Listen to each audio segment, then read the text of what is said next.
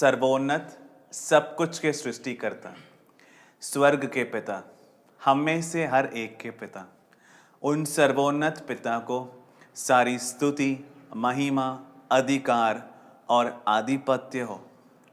उनके परिशुद्ध नाम को हर काल में सबसे ज्यादा स्तुति, महिमा और आराधना हो। आमीन। प्रियजनों, नीति वचन अध्याय 4 वचन 13। प्रभु वचन इस प्रकार कहता है, मेरे उपदेशों पर दृढ़ रहो, उसे मत त्यागो, उसे संभाल कर रखो, वो तुम्हारा जीवन है। प्रियजनों, परिशुद्ध मां कह रही है, मेरे उपदेशों पर दृढ़ रहो, उसे मत त्यागो, उसे संभाल कर रखो, वो तुम्हारा जीवन है। प्रियजनों, यहां परिशुद्ध मां द्वारा दिए जाने वाली डांट फटकार या फिर परिशुद्ध मां की शिक्षा या उपदेश और चेतावनियों के बारे में यहां वर्णन किया गया है। वर्ष 1917 में मई के 13 तारीख से अक्टूबर 13 तारीख के समय में फातिमा नामक जगह पर परिशुद्ध मां लूसी, जसिंता और फ्रांसिस्को नामक 3 बच्चों के पास मां प्रकट हुई, ऐसा हमने सुना है। प्रियजनों, वहां पर परिशुद्ध मां द्वारा दिए गए संदेशों, मां की जानकारियों और चेतावनियों के बारे में हो सकता है सबने सुना हो। प्रियजनों, इसमें से वर्ष 1917 जुलाई के 13 तारीख को परिशुद्ध मां द्वारा दिए गए 3 संदेशों के बारे में इन 3 छोटे बच्चों ने प्रकट किया है। खासकर उनमें से काफी उम्र के बाद मरने वाली लूसी ने प्रकट किया है इसे। इन्हें फातिमा के रहस्य कहते हैं और इनमें से पहले और दूसरे रहस्यों के बारे में सबको धारणा है। तीसरा रहस्य वर्ष 1960 में या लूसी की मृत्यु से पहले जो भी पहला होगा उसी समय उसे प्रकट करना है। ये परिशुद्ध मां की आज्ञा थी। लेकिन वर्ष 1960 में इसके बारे में जानकारी नहीं दी गई। 2000 दशक में ही फातिमा का तीसरा रहस्य कहकर सभा ने इसे बाहर बताया। तो इसे बाहर बताने से पहले ये रहस्य क्या है, इसके बारे में चर्चाएं अलग अलग संविधानों में हुई थी। ये फातिमा का रहस्य क्या है, इसके बारे में आज भी कई लोगों को एक व्यक्त धारणा नहीं है। प्रियजनों, परिशुद्ध मां का किरदार, परिशुद्ध मां का रोल क्या है? आज अनेक लोग इस जीवन के कार्यों को मुमकिन करने के लिए परिशुद्ध मां को एक मध्यस्थता के रूप में सब लोग देखते हैं। लेकिन प्रभु वचन की जांच करके ये जान सकते हैं कि हमारे लिए एक ही मुक्तिदाता है, एक ही मध्यस्थ है, मनुष्य पुत्र बने यीशु क्रिस्त। वो कृपा के मध्यस्थ है। प्रियजनों, परिशुद्ध मां को इस संसार के कार्यों को मुमकिन बनाने वाले एक मध्यस्थ के रूप में प्रभु पिता ने नहीं रखा है। काना के विवाह में परिशुद्ध मां ने मध्यस्थता निभाई, ऐसा पुरोहित लोग गलत सिखाते हैं। वहां क्या हुआ था ये इन विद्वानों को समझ में नहीं आया। काना के विवाह भोज में एक बड़ा रहस्य संभव हुआ था। वहां परिशुद्ध मां ने अंगूरी खत्म होने पर उनके लिए मध्यस्थता नहीं दिखाई थी। इसीलिए परिशुद्ध मां किसी की भी मध्यस्थ नहीं है। जो इस संसार के जीवन के लिए परिशुद्ध मां को मध्यस्थ के रूप में देखते हैं और जो इस संसार के जीवन के लिए अपनी प्रत्येक आवश्यकताओं के लिए जो उनके पास जाते हैं, वे वही पाप करते हैं जो लूसीफर ने की गई गलती है। ऐसा प्रभु वचन बड़े ही व्यक्त रूप से सिखाता है।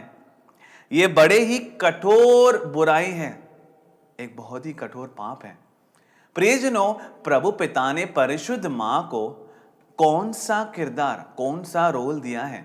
वास्तव में संसार ने परिशुद्ध मां को समझा ही नहीं है। उनके बारे में जो भी दृष्टिकोण है वो बहुत ही अजीब है सबका। परिशुद्ध मां प्रभु पिता के सारे कार्यों में कार्यस्थता रखती है। सारी दैविक प्रवृत्तियों की कार्यस्थ है परिशुद्ध मां। प्रभु वचन में ये स्पष्ट है। प्रभु पिता अपने पुत्र द्वारा जो भी मुक्तिदायक प्रवृत्तियां करते हैं उनकी कार्यस्थ है परिशुद्ध मां। जब 2000 वर्ष पहले प्रभु की मुक्तिदायक प्रवृत्तियों का पहला पड़ाव प्रभु के प्रिय पुत्र यीशु क्रिस्त ने इस पृथ्वी पर पूरा किया, तब परिशुद्ध मां ने अनेक प्रकार की कार्यस्थताओं का वाहन किया था। लेकिन इससे कहीं अधिक प्रभु के पुत्र के दूसरे आगमन में परिशुद्ध मां अनेक कार्यस्थता की प्रवृत्तियां कर रही है। प्रियजनों, स्वर्ग से एक दूत के रूप में प्रभु पिता ने हमेशा परिशुद्ध मां को भेजा है। पिछले शतक में ही परिशुद्ध मां ने अनेक स्थानों में प्रकट होकर संदेश, चेतावनी और उपदेश दिए हैं। प्रियजनों, परिशुद्ध मां हमें संदेश क्यों देती है? हम पढ़ते हैं ज्ञान का पुस्तक अध्याय 8 वचन 8। प्रभु वचन इस प्रकार कहता है, ज्ञान एक विपुल अनुभव है। अगर तुम चाहो तो वो ज्ञान परिशुद्ध मां अतीत और भविष्य जानती है। एक ऐसा बड़ा विभाग है जो यह सिखाता है कि ज्ञान यीशु क्रिस्त है, और एक और विभाग है जो यह सिखाता है कि ज्ञान परिशुद्ध आत्मा है। लेकिन प्रभु पिता के ग्रंथ की अगर हम जांच करके हम ये देख सकते हैं कि परिशुद्ध कुंवारी मरियम को ही ज्ञान कहा गया है। परिशुद्ध मां की आत्मा है ज्ञान की आत्मा। इसे साबित करने के लिए अनेक प्रभु वचन इसी पुस्तक में है। ध्यान से सुनना। ज्ञान एक विपुल अनुभव है। अगर तुम चाहो तो वो अतीत और भविष्य जानती है।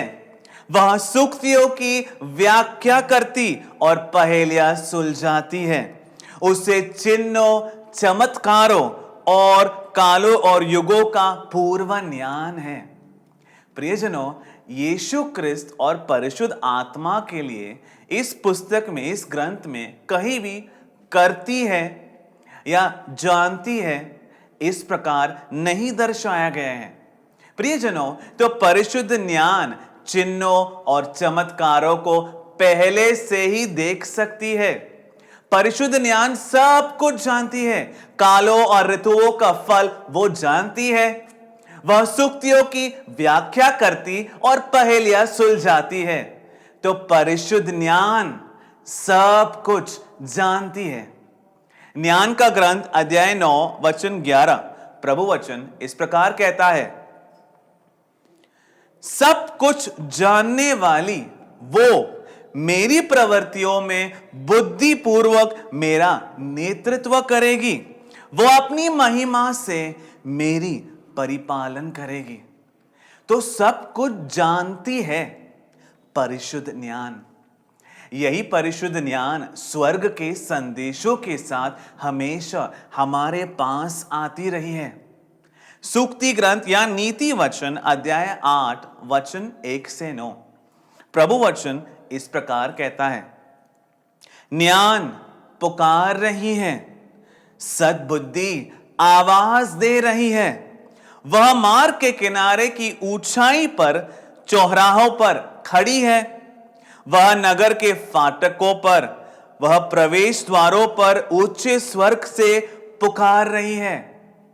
क्या ज्ञान को ऊंचे स्वर में घोषित करते हुए नहीं सुनते? अगर वो सुनना है तो बड़ी दैविक करुणा हम पर होनी चाहिए। वो ज्ञान बोल रही है, अगर ये समझना है तो बड़ी दैविक करुणा हम पर होनी चाहिए। नहीं तो ये जानना मुमकिन नहीं होगा। प्रभु वचन इस प्रकार आगे कहता है, मनुष्यों, मैं तुमसे कह रही हूं, मैं तुम सबको ऐलान कर रही हूं, अल्प बुद्धि रखने वालों, दूरदृष्टि प्राप्त करो। परिशुद्ध मां यहां शिकायत कर रही है। मां कह रही है, अल्प बुद्धि वालों, बुद्धि प्राप्त करो। तुम जो मूर्ख बने हो, समझ बुझ अपनाओ। मूर्ख किसे कहते हैं? प्रभु वचन में लिखा है, सुनो, क्योंकि मेरे पास कहने को उत्तम बातें हैं। मैं अपना मुख खोलती हूं और सत्य कहती हूं। तो परिशुद्ध मां के शब्द सत्य है। और क्या है सत्य? प्रभु वचन है सत्य। तो परिशुद्ध मां से जो कुछ बोला है वो प्रभु पिता ने बोला है। प्रभु पिता के बातों को ही परिशुद्ध मां ने कहा है। 2000 वर्ष पहले यीशु क्रिस्त ने भी यह साक्ष्य इस पृथ्वी पर दिया था, जो मेरे पिता ने कहा है वो ही मैं तुमसे कहता हूं। और वो ही प्रभु वचन है। परिशुद्ध मां ने जो कहा है वो प्रभु वचन है और वो सत्य है। बुराई मेरे होठों को घृणित है। मेरे मुख के सभी शब्द न्यायपूर्ण होते हैं। कोई भी कुटिल अथवा भ्रांत नहीं है। तो परिशुद्ध मां के शब्द प्रभु वचन है। उनमें बुराई या कुटिलता नहीं है, मात्र केवल सत्य है। जो इसे समझता है उसे रुचिदायक है। तो ये उन्हीं के लिए रुचिदायक है जो इसे समझते हैं। जिसके पास कान हो वो सुने। जिनके पास कान नहीं है, जिन्हें कान नहीं मिले हैं, वो परिशुद्ध मां के शब्दों को नहीं समझ सकते और उन्हें ये रुचिदायक भी नहीं लगेगा। इस पूरे संसार में कई लोगों ने परिशुद्ध मां की निंदा की है, उनके शब्दों को ठुकराया है और उनके शब्द जो इस पुस्तक में लिखे हैं उन्हें ठुकरा दिया है, उन्हें निकाल कर फेंक दिया है। जो जानकारी खोजते हैं उनके लिए ये न्याय युक्त है। परिशुद्ध मां के शब्द सत्य है, न्याय युक्त है, वो मां के स्वभाव से आते हैं। सूक्ति ग्रंथ या नीति वचन अध्याय 1 वचन 21 से 25 और वचन 33। प्रियजनों, प्रभु वचन इस प्रकार कहता है, मूर्खो, तुम कितने समय तक मूर्ख रहोगे? परिहास करने वाले कब तक परिहास में आनंद मनाएंगे और बेवकूफ जानकारी की निंदा करेंगे? ये वही करते रहेंगे। दैविक ज्ञान की बातों को सुनकर भी परिहास करने वाले परिहास करते ही रहेंगे। जो बेवकूफ है वो मां से आने वाली जानकारी की निंदा करेंगे। वचन साक्ष्य देता है, मेरी डांट पर ध्यान दो। प्रियजनों, तो परिशुद्ध मां हमें डांट भी देती है, उपदेश देती है, डांटती है, चेतावनियां भी देती है। मैं अपने विचार तुमको दूंगी, अपने शब्दों को तुम्हें समझाऊंगी। मेरे पुकारने पर भी तुमने ध्यान नहीं दिया। मैंने हाथ फैलाया फिर भी सबने नजरअंदाज कर दिया। प्रियजनों, तो परिशुद्ध मां ने इतने समय से हमें इतने उपदेश, शिक्षा, डांट दी है। प्रियजनों, ये प्रभु वचन है, सत्य है और प्रभु के ग्रंथ में लिखे हैं। तो अगर किसी स्थान पर परिशुद्ध मां प्रकट हुई है तो उनके कहे गए शब्दों की नींव इस पुस्तक में, इस ग्रंथ में अवश्य होगी। परिशुद्ध मां ही वहां प्रकट हुई है, यह जानने का सबसे बड़ा संकेत है ये इस पुस्तक का साक्ष्य। मां के कहे गए शब्दों की नींव प्रभु वचन पर होगी, क्योंकि मां के शब्द सत्य है, प्रभु वचन सत्य है। परिशुद्ध मां हमें जो संदेश, जो डांट देती है, उनकी खासियत क्या है? प्रियजनों, प्रभु पिता ने हमारी सृष्टि अनश्वर होने के लिए, प्रभु पिता की महिमा और शक्ति रखने के लिए, प्रभु का स्वभाव हम में होने के लिए परिशुद्ध और निष्कलंक बनकर अनंत काल तक प्रभु पिता के साथ निवास करने के लिए पिता ने किया था। लेकिन अदन की वाटिका में स्थापित आदि माता पिता को झूठ कहकर शैतान ने धोखा दिया, उनसे पाप करवाया और प्रभु पिता ने जो कुछ उन्हें दिया था वो सब छीन लिया शैतान ने। इस तरह उन्हें धोखा देने वाले शैतान को अधीन करके उसे नष्ट कर छीना हुआ सब कुछ उससे वापस लेकर प्रभु पिता के सानिध्य में वापस लौटने के लिए आदि माता पिता को, पूरे मनुष्य कुल को अदन की वाटिका से बाहर निकाल दिया और शैतान की हुकूमत वाले संसार में भेज दिया। तो प्रियजनों, यहां समय की पूर्णता में शैतान को हराकर प्रभु पिता के बच्चों को ये सब वापस लेना है। इस प्रभु पिता के मुक्तिदायक योजना की खारिस्त है परिशुद्ध मां। प्रभु पिता के बच्चों के लिए तैयार किया गया स्वर्ग राज्य उन्हें अपनाने के लिए, प्रभु पिता के द्वारा मिली प्रतिज्ञाओं को प्रभु पिता के बच्चों को प्राप्त करने के लिए, बच्चों के साथ प्रभु पिता के हित का अनुसरण करने के लिए परिश्रम करने वाली या प्रवृत्ति करने वाली है हमारी परिशुद्ध ज्ञान। इसीलिए प्रियजनों, मां के इस कार्यस्थता के प्रवृत्ति के भाग के रूप में, परिशुद्ध मां को इस कार्यस्थता के प्रवृत्ति के भाग के रूप में बच्चों के लिए मां के परिश्रम का भाग है इतने समय से उनके द्वारा दिए गए सारे संदेश और उपदेश।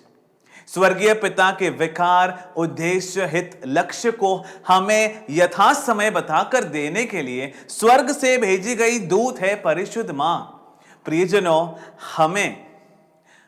हमें इस दृष्टिकोण की नींव पर ही प्रभु वचन के द्वारा ये जानना है कि फातिमा का तीसरा रहस्य क्या है। मां सब कुछ की कार्यस्थ है। हम पढ़ते हैं ज्ञान का ग्रंथ अध्याय 8 वचन 1। प्रभु वचन इस प्रकार कहता है, पृथ्वी के एक कोने से दूसरे कोने तक ज्ञान स्वाधीनता रखती है। वो सारे कार्यों को अच्छे से क्रमित करती है। प्रियजनों, प्रभु की भूमि, उसके बारे में विस्तार से प्रभु के ग्रंथ में लिखा है।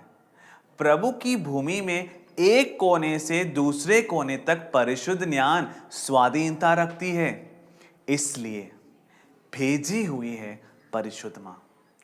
परिशुद्ध मां ही सारे कार्यों को अच्छे से क्रमित करती है। वो डांट से, दंड से, मां के उपदेशों से, मां की प्रार्थना से और उनकी शक्ति से परिशुद्ध मां सब कुछ क्रमित करती है। प्रभु वचन के प्रतिज्ञा प्राप्त करने तक उनकी सृष्टि किस लिए की, उसे उनके प्राप्त करने तक, प्रभु पिता के हित की पूर्णता पूरी होने तक परिशुद्ध मां प्रभु पिता के बच्चों के लिए परिश्रम कर रही है। हम पढ़ते हैं ज्ञान का ग्रंथ अध्याय 6 वचन 17। प्रभु वचन इस प्रकार साक्ष्य देता है, डांट फटकार की अमरता से अभिलाषा रखना ही ज्ञान का आरंभ है। यानी शिक्षा की अभिलाषा रखना, जो शिक्षा से स्नेह करते हैं उनके लिए वो ज्ञान का आरंभ है। जो डांट फटकार से स्नेह करता है वो ज्ञान से स्नेह करता है। प्रियजनों, परिशुद्ध मां हमें जो सबसे ज्यादा देती है वो है डांट फटकार या शिक्षा।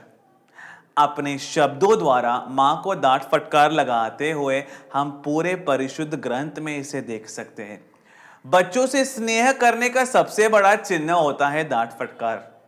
अब पिता के बारे में लिखा है, पिता जिससे स्नेह करते हैं उसे डांट फटकार लगाते हैं, उन पर शासन करते हैं, प्रहार करते हैं। ये सब बच्चे नष्ट ना हो जाए ऐसा सोचकर उनके अनंत अच्छाई के लिए करते हैं, ऐसा हम ग्रंथ में पढ़ते हैं।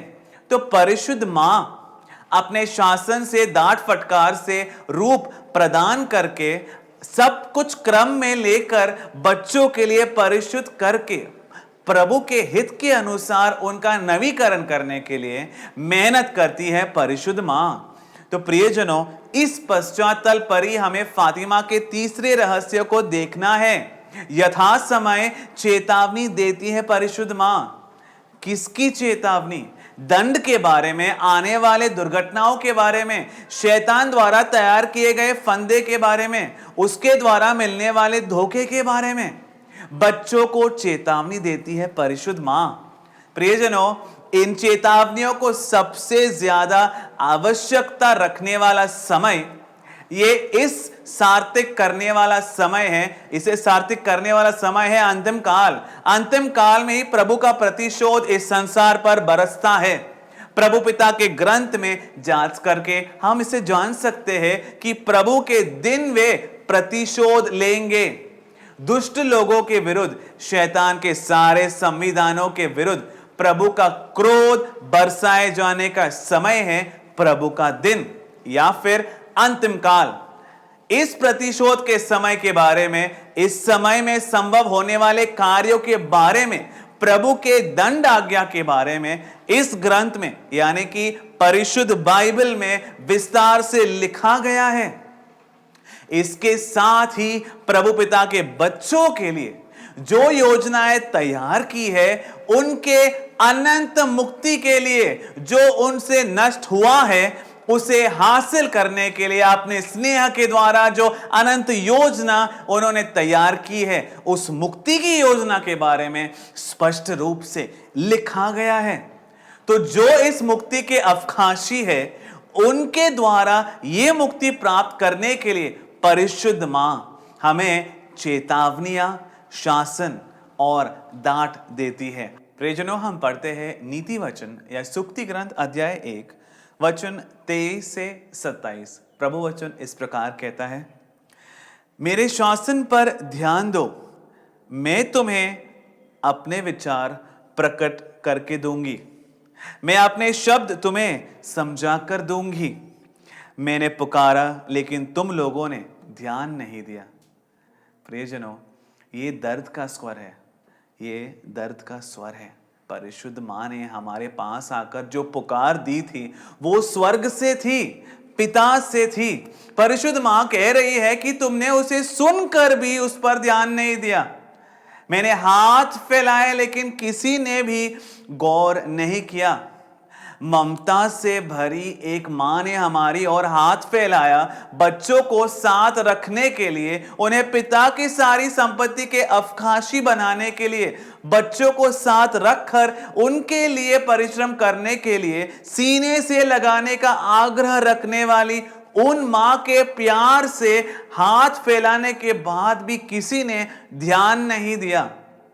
एक मां के दर्द को इन शब्दों के द्वारा तुम्हें इसे पहचानना है। मां का अपने बच्चों के लिए हृदय का धड़कन, मां के हृदय के दर्द को इन शब्दों द्वारा कम से कम मां के बच्चों को जो मां से स्नेह करते हैं, ऐसा अवकाश जताते हैं, उन्हें समझना है। तुमने मेरे उपदेश की अवगणना की है और मेरी डांट फटकार को ठुकराया है। अब ध्यान दो, परिशुद्ध ज्ञान कह रही है, इसीलिए मैं भी तुम्हारे अनर्थ में तुम्हारा परिहास करूंगी। कौन सा अनर्थ है ये? अंतिम काल में इस संसार पर बरसने वाला उनका क्रोध। उस समय मैं भी तुम्हारा परिहास करूंगी। ऐसी एक परिशुद्ध मां के बारे में तुमने सुना है? प्रियजनों, मनुष्य परिशुद्ध मां के बारे में बड़ी अजीब और गलत दृष्टिकोण आज भी रखते हैं। ज्यादातर लोग मां कह रही है, जब परिभ्रांति तुम्हारे पीछे पड़ के भवंडर की तरह तुम पर आक्रमण करेगी। प्रभु के क्रोध का भवंडर कब आता है? यह पुस्तक में लिखा है कि वह अंतिम काल में है। जब परिभ्रांति तुम्हारे पीछे पड़ के भवंडर की तरह तुम पर आक्रमण करेगी, जब अत्याहित तुम पर तूफान की तरह टूट पड़ेगा, जब तुम दुर्घटनाओं और दर्द का सामना करोगे, तब मैं तुम्हारा परिहास करूंगी। कितनी तेज धार वाले शब्द है ये। तो परिशुद्ध मां कितने स्पष्ट रूप से डांट फटकार शिक्षा लगाती है, मार लगाती है और हमें चेतावनी भी देती है। प्रियजनों, तो परिशुद्ध मां स्वर्ग के संदेश के साथ ही पृथ्वी पर आती है। प्रभु पिता द्वारा चुने हुए कुछ बच्चों को या लोगों को ही मां ने यह संदेश दिया था।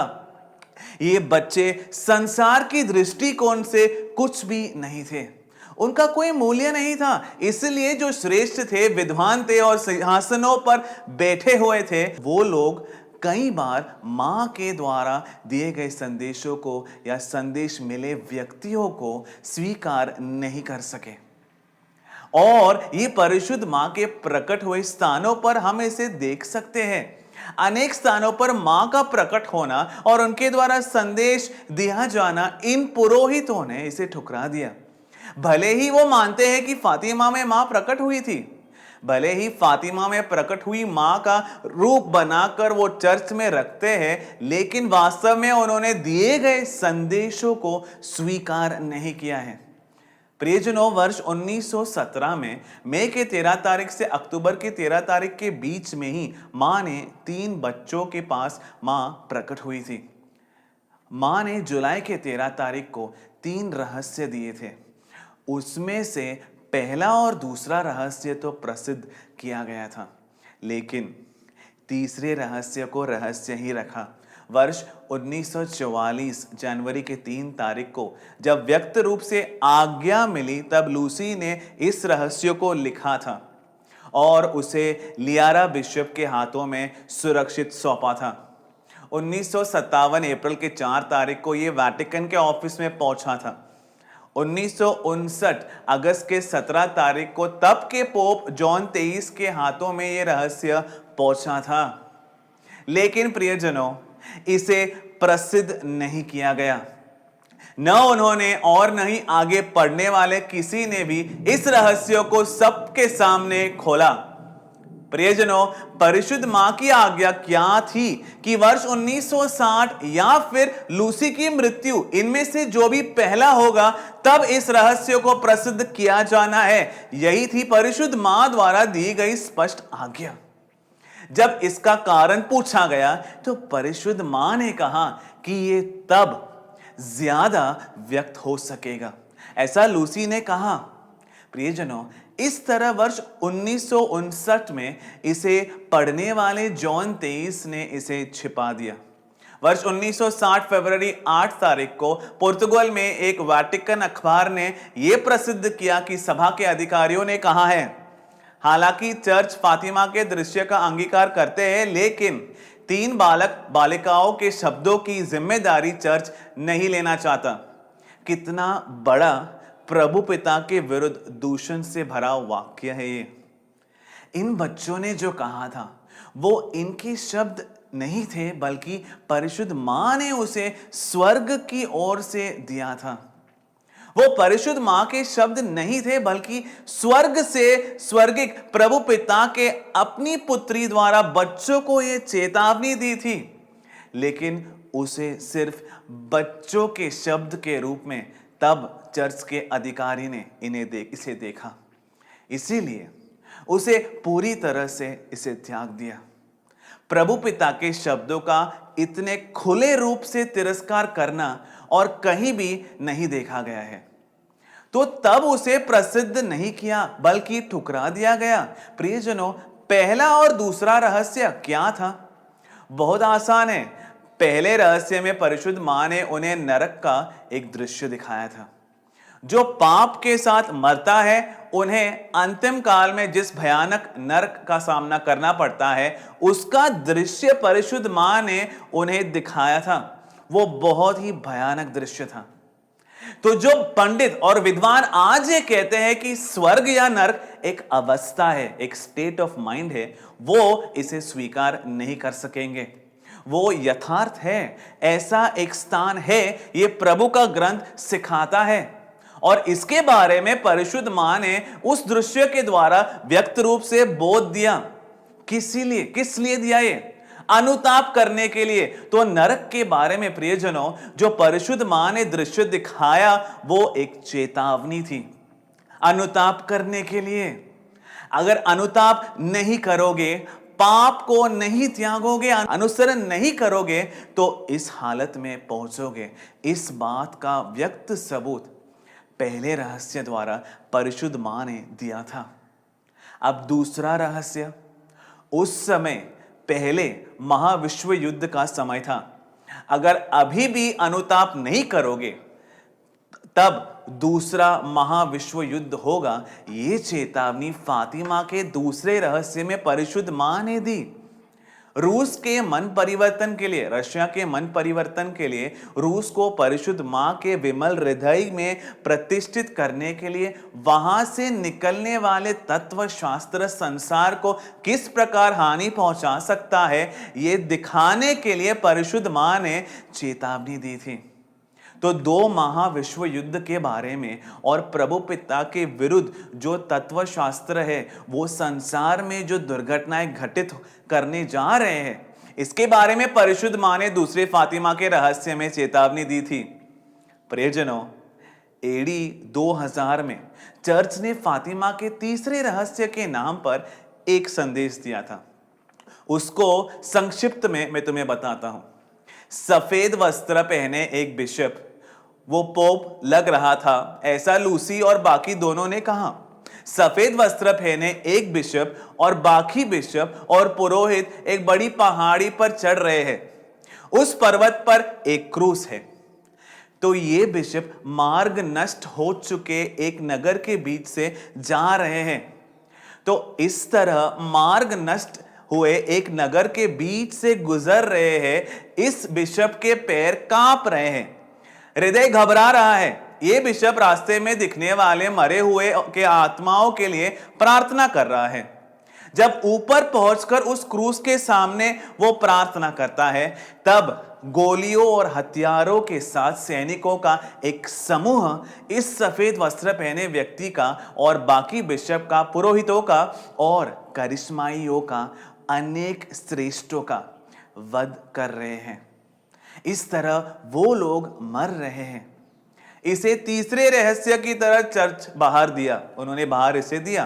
प्रियजनों, जब इसे बाहर दिया गया, तब इसके साथ बाहर दिए गए दैविक शास्त्र के विस्तार में तब के विश्वासियों के अध्यक्ष कार्डिनल राटसिंगर, जो बाद में पोप बेनेडिक्ट 16 बना, उसने कहा यह कोई बड़ा रहस्य नहीं है और इससे भविष्य के बारे में कुछ भी पता नहीं चलता है।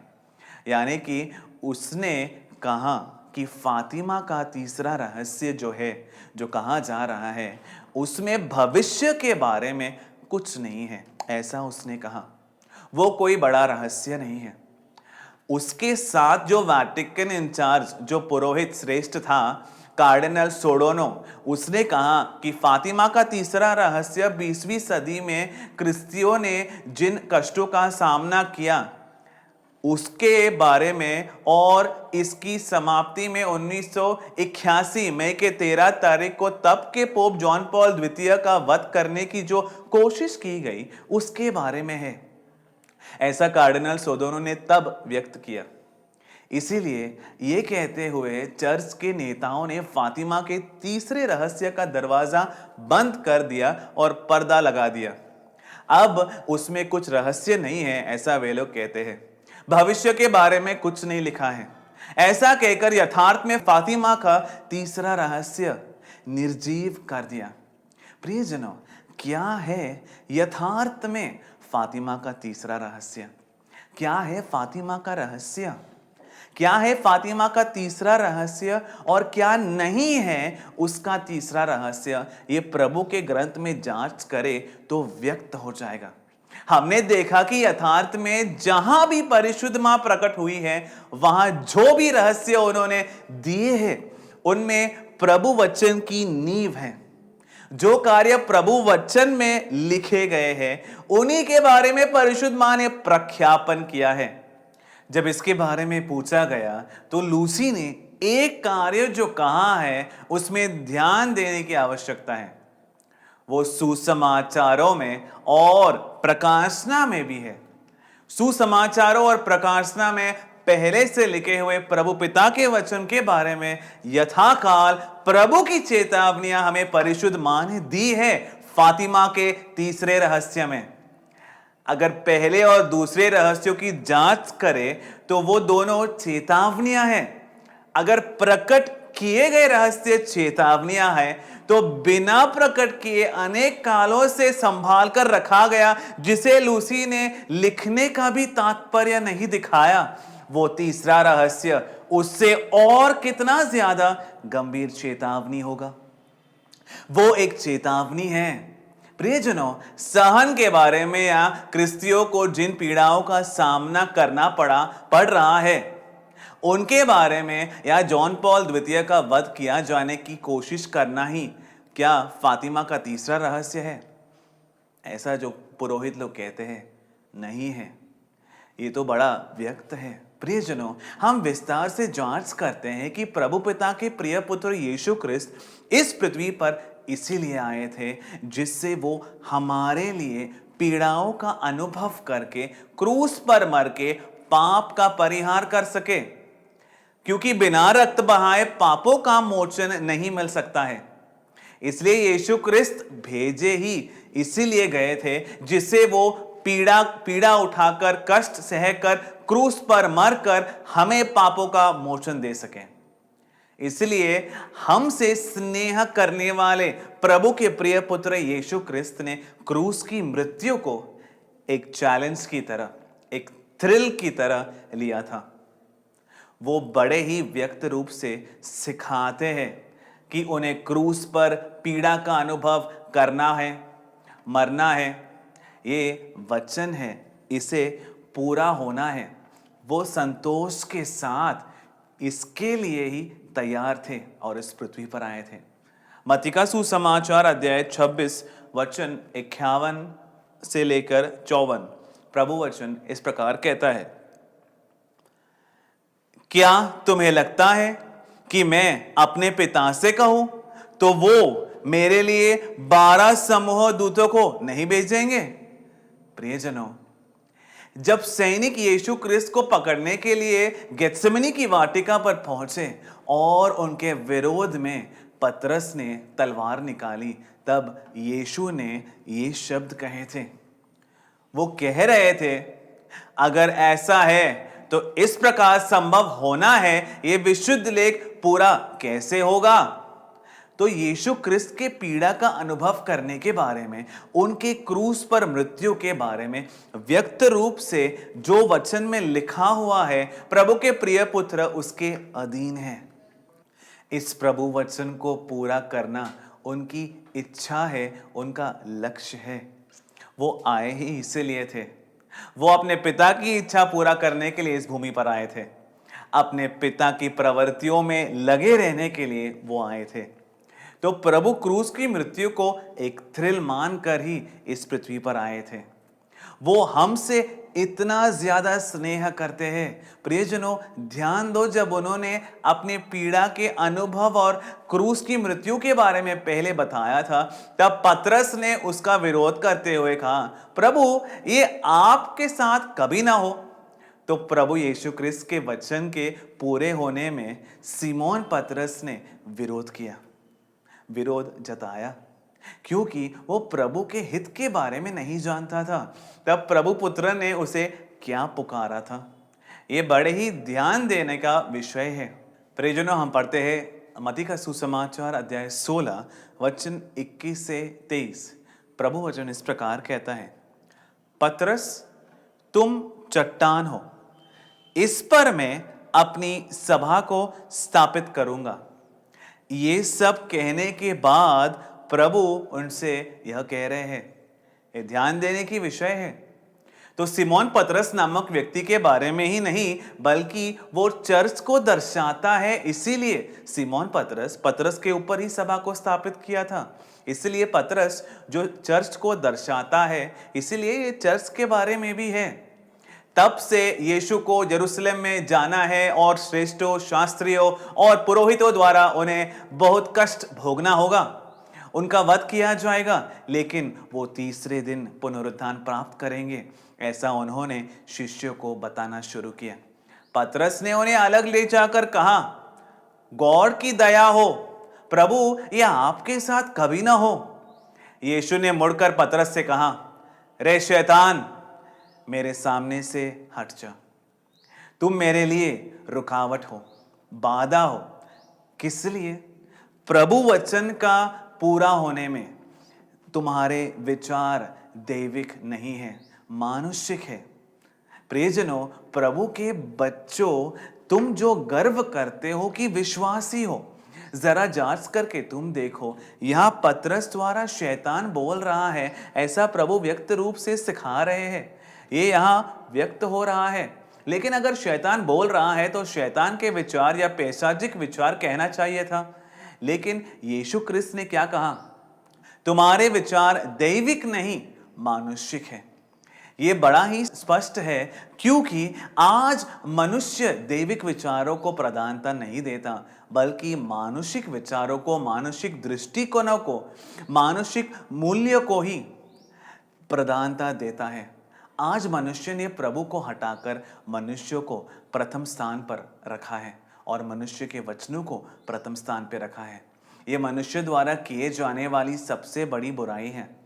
तो आज मानुषिक विचारों को, मानुषिक तत्वशास्त्रों को, मानुषिक दृष्टिकोणों को, मानुषिक तात्पर्यों को ऊंचा उठाकर प्रभु को, प्रभु के विचारों को, प्रभु के दृष्टिकोणों को, प्रवृत्तियों को बाधा उत्पन्न करता है। यह हमें यानी कि एक क्रिस्तीय को बड़ी गहराई से पढ़ने की आवश्यकता है। क्या मानुषिक विचारों द्वारा तुम प्रभु के विचारों में और प्रवृत्तियों में रुकावट उत्पन्न कर रहे हो क्या? ये सबसे ज्यादा आज देखा जा रहा है। इसलिए प्रभु ने ये सिखाया है कि ऐसा कौन करता है? शैतान। इस तरह किसी व्यक्ति से शैतान करवाता है तो क्रूस पर पीड़ा का अनुभव करके मरने के लिए ही प्रभु इस भूमि पर आए थे। हम पढ़ते हैं यूहन्ना का पहला पत्र अध्याय 2 वचन 6। प्रभु वचन इस प्रकार कहता है, जो कहता है कि उसमें निवास करता है, उसे उसी मार्ग पर चलना है। प्रियजनों, यीशु क्रिस्त ने पूरे सुसमाचार में यही दिखाया है और सिखाया है।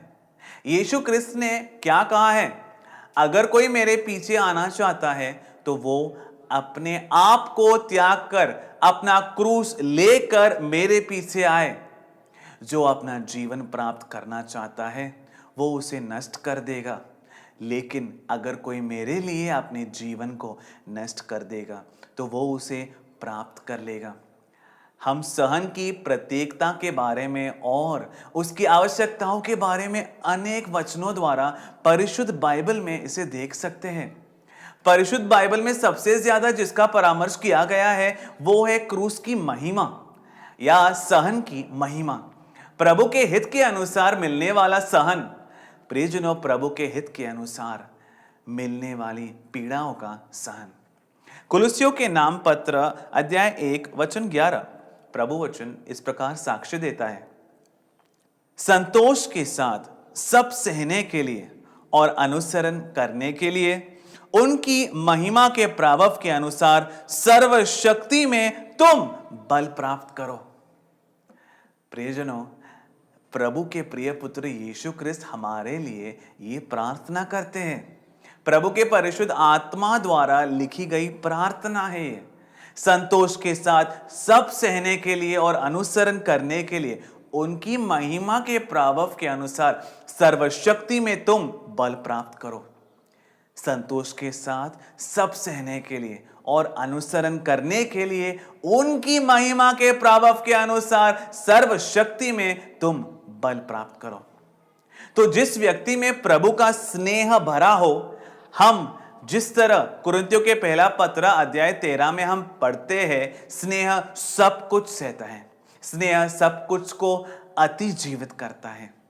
प्रभु स्नेह रखने वाला एक व्यक्ति प्रभु की अनुमति द्वारा मिलने वाले स्नेह का अर्थ समझेगा, उसका उद्देश्य और लक्ष्य पहचानेगा और संतोष के साथ उसे सहेगा।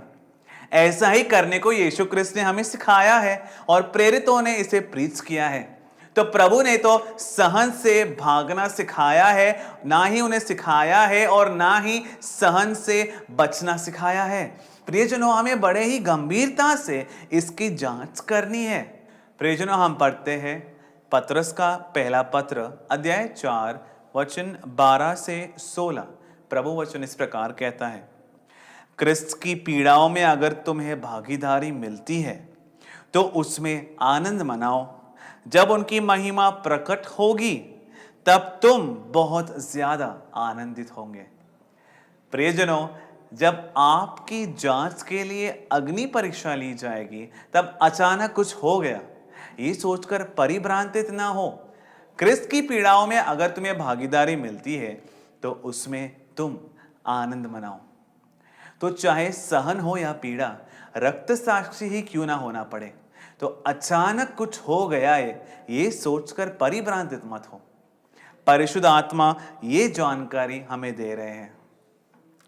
अगर यीशु क्रिस्त के नाम पर तुम्हारी निंदा हुई है तो तुम भाग्यपूर्ण हो, क्योंकि महिमा का आत्मा यानी कि प्रभु का आत्मा तुम में वास करता है। क्रिस्तीय होने के नाते तुम में से कोई भी हत्यारा, चोर, दुष्कर्मी और दूषण कहने के कारण पीड़ा न सहे। अगर कोई क्रिस्तीय होने के कारण पीड़ा का अनुभव करता है तो वो उसमें लज्जित न हो, बल्कि क्रिस्तीय होने के नाम पर गर्व के साथ वो प्रभु को महिमान्वित करे।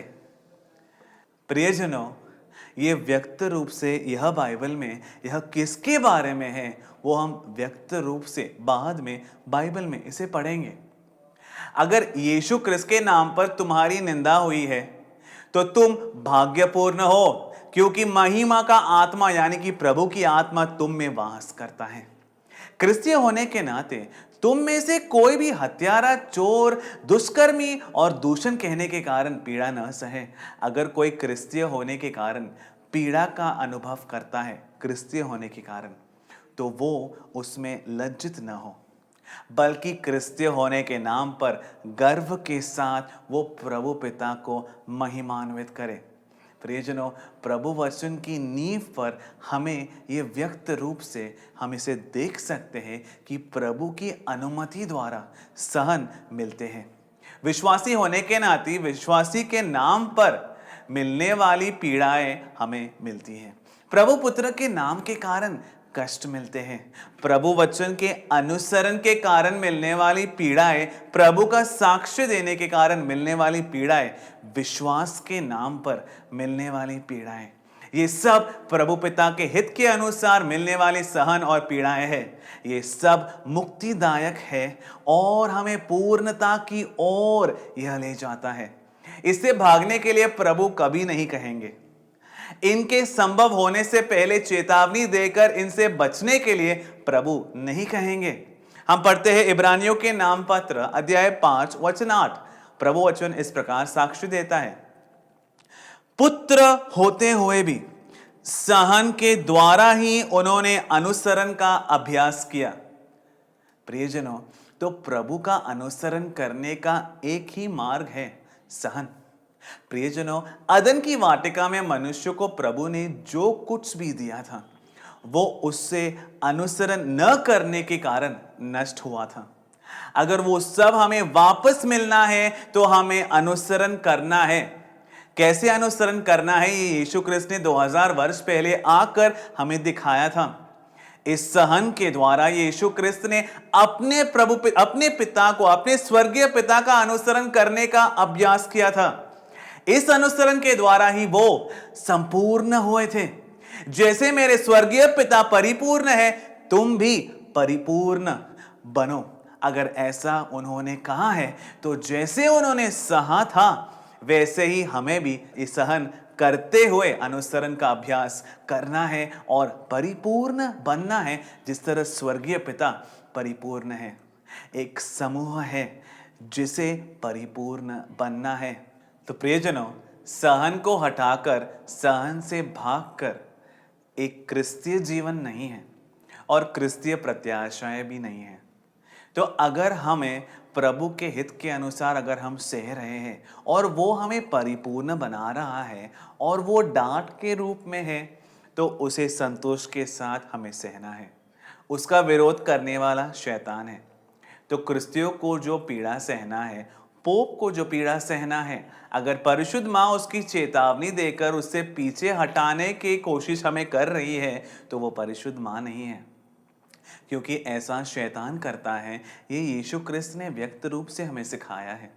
प्रियजनों, चेतावनियां क्यों दी जाती है?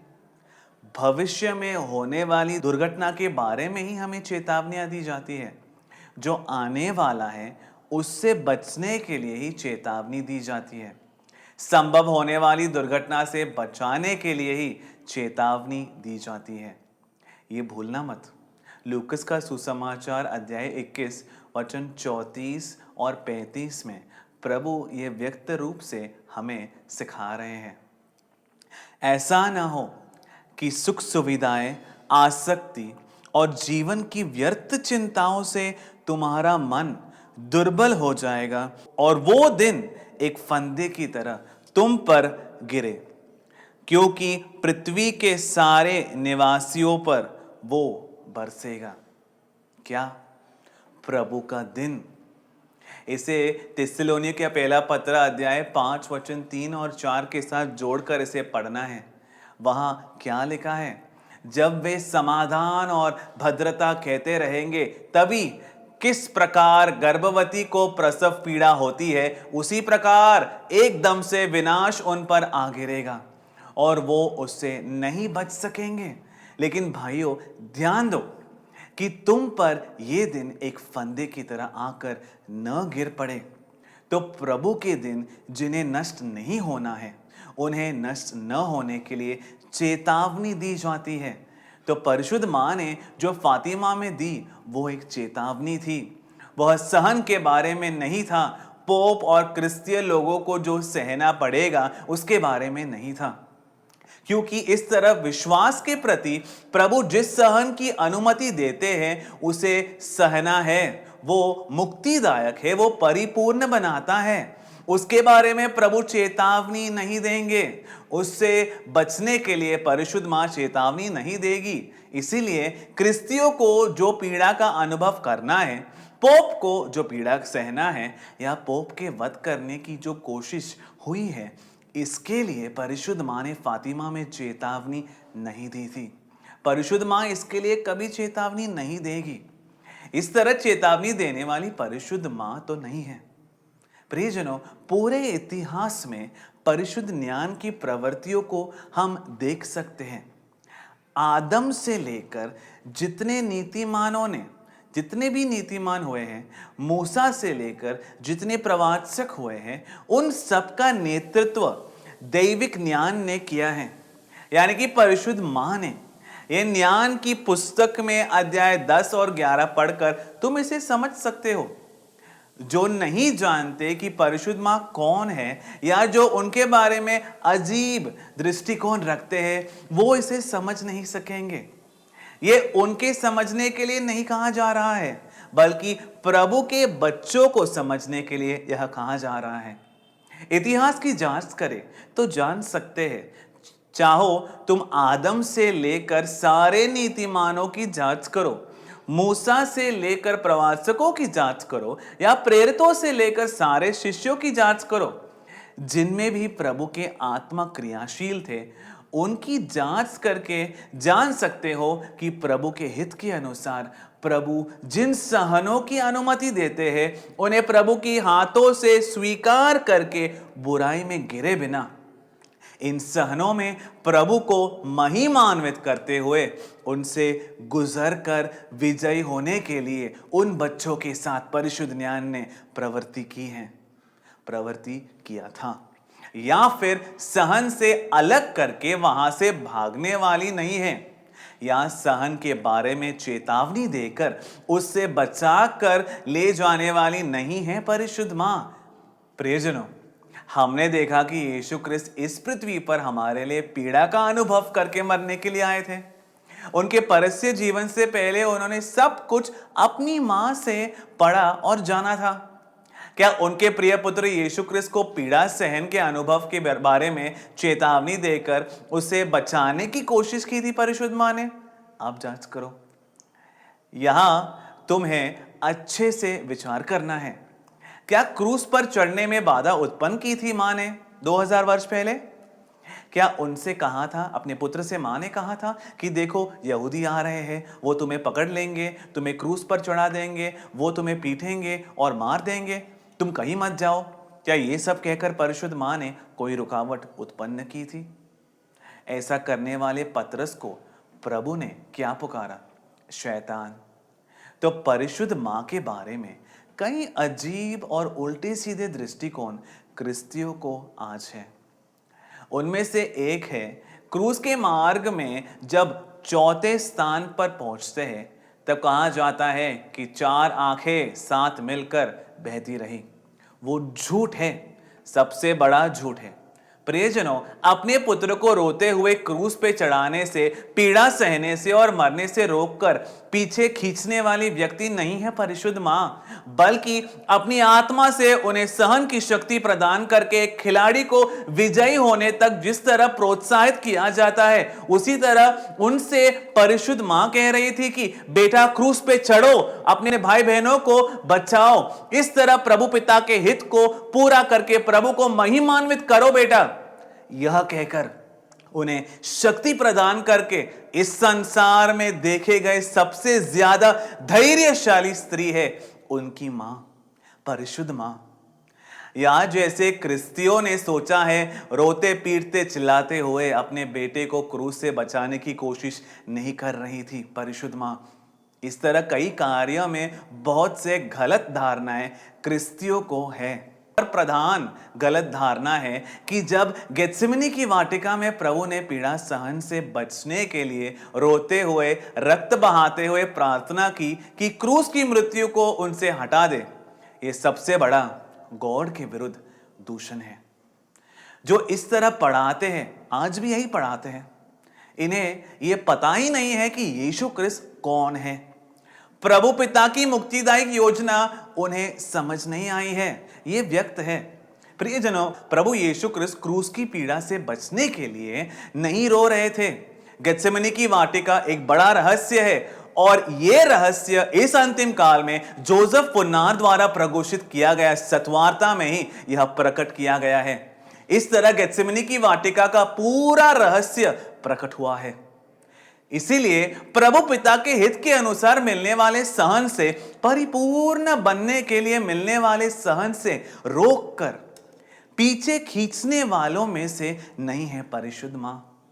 इसलिए फातिमा का तीसरा रहस्य क्रिस्तियों को मिलने वाले सहन के बारे में या पोप का वध करने की कोशिश के बारे में नहीं था।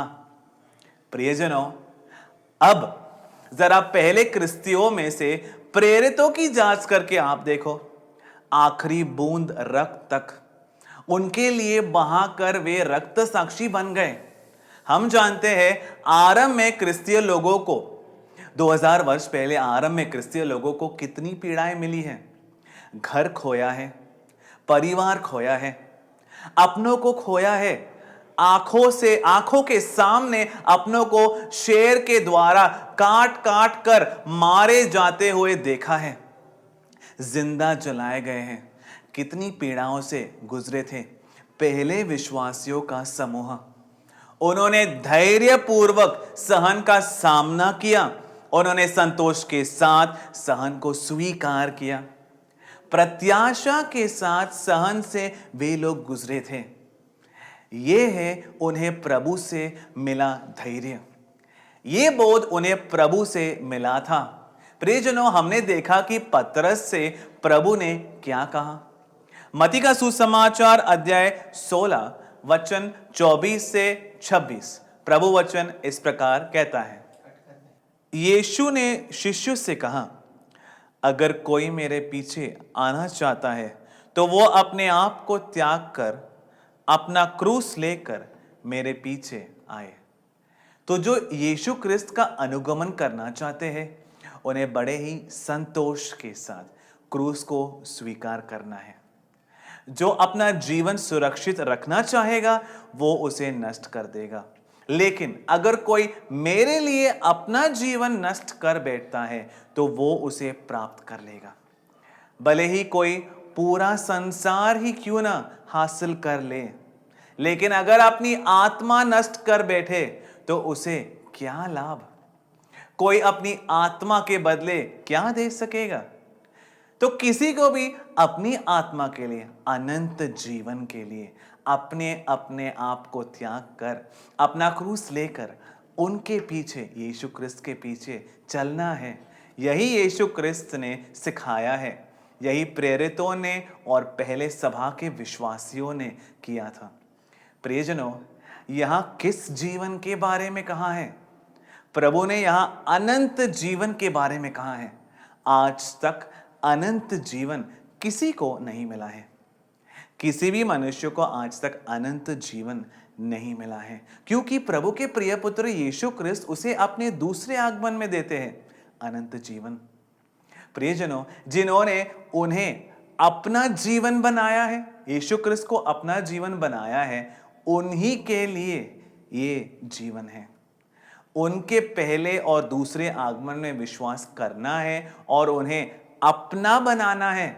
उन्हें अपना बनाना क्या है, ये बड़े ही व्यक्त रूप से इस पुस्तक में लिखा है। हम पढ़ते हैं यूहन्ना का पहला पत्र अध्याय 5 वचन 11 और 12। प्रभु वचन इस प्रकार साक्ष्य देता है, ये है वो साक्ष्य, प्रभु ने हमें अनंत जीवन दिया है। ये जीवन उनके पुत्र में है। जिसने पुत्र को अपना बनाया है उसने जीवन को अपना बनाया है। जो प्रभु के पुत्र को अपना नहीं बनाता उसे जीवन नहीं है। तो अनंत जीवन देने आए प्रभु के पुत्र को जो नहीं अपनाता है उसे अनंत जीवन नहीं मिलेगा। प्रियजनों, प्रभु ने यहां क्या कहा है? जो अपना जीवन सुरक्षित रखना चाहेगा वो उसे नष्ट कर देगा, लेकिन अगर कोई मेरे लिए अपना जीवन नष्ट कर बैठता है तो वो उसे प्राप्त कर लेगा। तो प्रभु जो अनंत जीवन देते हैं और जिसे देते हैं उस व्यक्ति को, उनके बारे में बड़े ही व्यक्त रूप से इस पुस्तक में लिखा है। इसीलिए सहन के बारे में चेतावनी नहीं दी जाती है। प्रभु पिता के हित के अनुसार मिलने वाला सहन बेकार नहीं है, बल्कि वो अनंत जीवन के लिए लाभदायक है। प्रियजनों, जो इस संसार को ही एकमात्र जीवन और अपना सब कुछ मानते हैं, वो न तो इसे समझ सकेंगे और न ही इसे मानेंगे। क्योंकि वचन कहता है, कुरिन्थियों के पहला पत्र अध्याय 15 वचन 19, प्रभु वचन इस प्रकार कहता है, अगर इस जीवन के लिए हमने क्रिस्त में प्रत्याशा रखी है तो हम सारे मनुष्यों में सबसे दुर्भाग्यशाली हैं। अगर इस जीवन के लिए हमने क्रिस्त में प्रत्याशा रखी है तो हम सारे मनुष्यों में सबसे दुर्भाग्यशाली हैं। जरा आप जांच करके देखो, इस संसार के जीवन के लिए ही तो तुमने यीशु क्रिस्त में प्रत्याशा रखी है ना। तुम जो भक्त होने का अभ्यास करते हो, मास में भाग लेते हो, मीसा बलिदान में भाग लेते हो, उपवास करते हो और जो कुछ भी करते हो, इस संसार के कार्य के लिए तो करते हो ना। यहाँ रोग को चंगा होना है, या धन संपत्ति मिलनी है, या दिक्कतें दूर होनी है, यहाँ दुख दूर होने के लिए, यहाँ अच्छा घर मिलने के लिए, गाड़ी और अच्छी नौकरी मिलने के लिए, यहाँ बच्चों को अच्छी तरह सेटल होना है, यहाँ सारी सुख सुविधाएं मिलनी है, यहाँ पर इस पृथ्वी पर यहाँ दूसरों को अच्छा बोलना है और अंत में अच्छी मृत्यु भी चाहिए। इस तरह इस संसार के जीवन के लिए ही तो विश्वासी कहलाए जाने वाले व्यक्ति ने क्रिस्त में प्रत्याशा रखी है। आत्मार्थता के साथ जांच करोगे तो इसे पहचान सकोगे। उन्हें प्रभु वचन क्या पुकारता है? सबसे ज्यादा दुर्भाग्यशाली तो जो सिर्फ इस संसार के जीवन के लिए ही जीते हैं, सुख सुविधाओं में जीते हैं, सुख सुविधाओं, आसक्तियों और जीवन के व्यर्थ चिंताओं में डूबे हो को अगर ये कहा जाए कि सहन प्रभु के हित के अनुसार है, सहन मुक्तिदायक है, वो हमें पूर्णता तक पहुंचाता है, सहन अनुसरण का अभ्यास करवाता है, वो इसे समझ नहीं सकेंगे। उन्हें सहन से बचने की चेतावनी प्रभु की चेतावनी जैसा लगेगा, लेकिन परिशुद्ध मां ऐसे कोई चेतावनी मां ने नहीं दी है। इसीलिए प्रियजनों, फातिमा में तीसरे रहस्य के नाम पर कहे जाने वाले कार्य नहीं है यथार्थ में फातिमा का तीसरा रहस्य। मेरे पिता ने जो मेरे लिए तैयार किया है उसके बारे में न तो आंखों ने देखा है, न कानों ने सुना है, और न ही मनुष्य की बुद्धि ने समझा है।